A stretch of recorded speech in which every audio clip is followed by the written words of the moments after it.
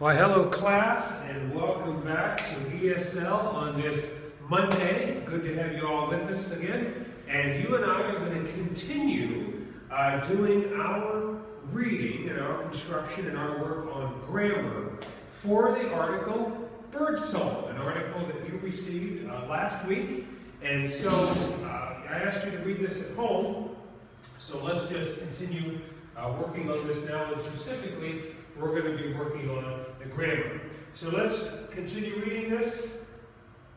As you know, we started up near the top talking about how people really are hindering birds.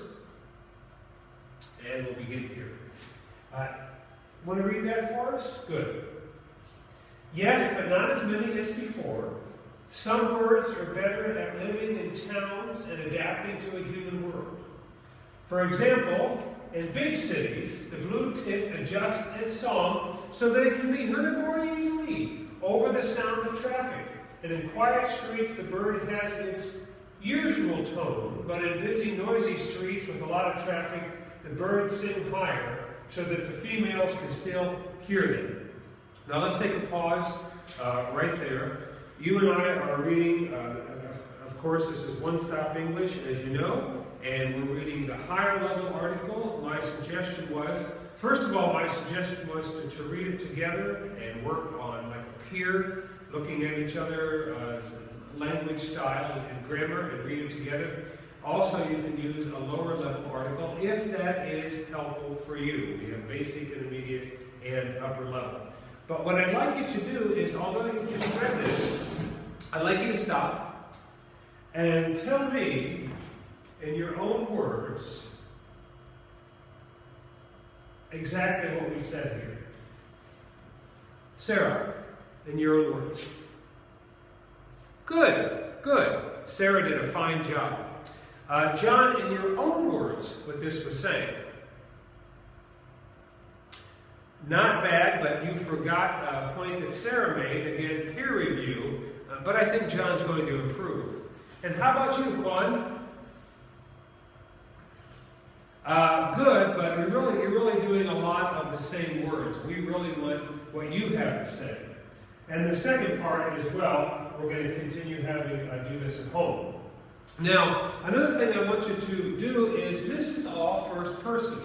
And I passed out different graphic organizers. Now, we've looked at graphic organizers, of course, and what you've done with those in different classes. And often with a graphic organizer, it just follows the point. Isn't that right? It's easy to do. But on this one, on this Birdsong, which is all narrative, the assignment that I have for you to do is you choose a graphic organizer.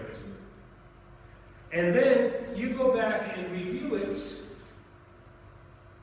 and you decide what the major points are. And that's going to be a challenge, because when we look at this tomorrow, the major point that Sarah has may not be the major points that Juan has, or that the other students might have, but that's okay, because it is a narrative first-person article, and you are going to choose a graphic organizer, and you are going to be the one to determine what the key points are. I chose something like this, and I showed you in class yesterday. I chose this one, and this type of graphic organizer is an easy one. They're all different sorts, so you can have fun with that. You're determining the main points, and then tomorrow we'll be doing some keys. Now, on a final thing, is we were looking a couple weeks ago at the grammar exercises. Remember on this article? Going back to the top here, on Birdsong, we were wondering where, for example, a comma might go, right? A period is easier. Does the comma go before or after the quotation marks? I mentioned years ago when I was writing papers in high school and even college, I could put the comma right underneath the quotation mark, but you can't really do that anymore and get away with it. So you have to find out where the comma goes. And we made some good headway on that. And remember, we called that grammar, because it can be frustrating. So, using technology in the classroom, what we are going to do today is we're going to work on different ways to do the grammar. So, here is our grammar game, and the first sentence is, the comedian made me laugh. This is from Fun English Games. Now, is it a comma? Is it a period? You guess a period? Excellent. And it was a period. Now, sometimes it could be an exclamation point, or maybe even a question mark, right? Could it be a comma? No, because it's a complete sentence.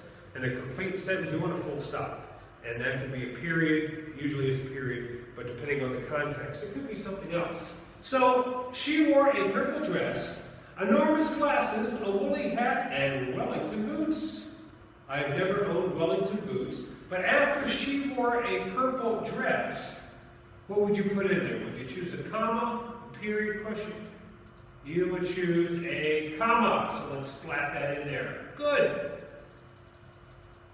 Enormous glasses, what would you choose? What would you choose, Timmy? Another comma? Excellent. And let's do one more. She said, I can't see properly with these glasses. And then fell over. What is that? You're right, that is a quote. And this is the British system here.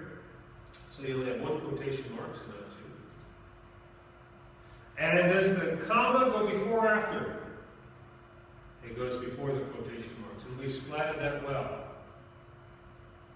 So often in English, you will use the one or two quotation marks depending on where you're at. And we're already at 7 minutes, and I would love to do grammar more, but we're going to stop. Thank you.